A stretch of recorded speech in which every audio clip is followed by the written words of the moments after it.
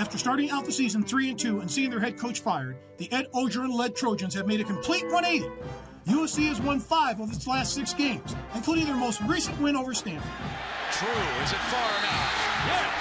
USC upsets Stanford. The Trojans are relevant again. But should the Cajun Proton be considered for the full-time job? Let's just see how the two coaches measure up.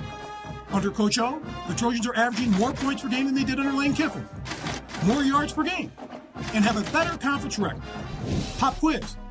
How many FBF players have rushed for over 2,000 yards in a single season? Answer, 15.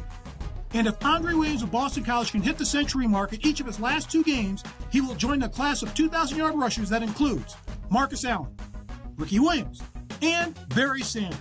Congrats go out to Charlie Weiss. On November 16th, Kansas ran over West Virginia for their first Big 12 victory since November 6th of 2010.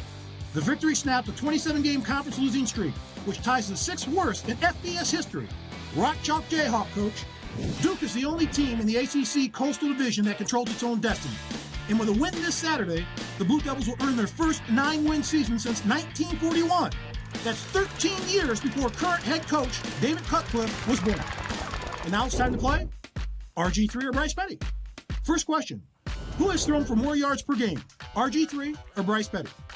Answer, Bryce Petty. Next question, who has a higher touchdown to interception ratio? Answer, Bryce Petty. And finally, who has a higher winning percentage as a starter?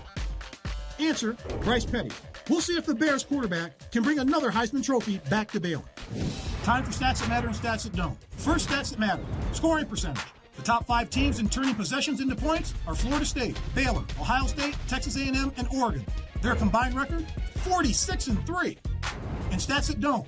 Rush attempts. Just because you're running the ball doesn't mean that you're gaining yards. The top 3 teams in that category are combined 15-15.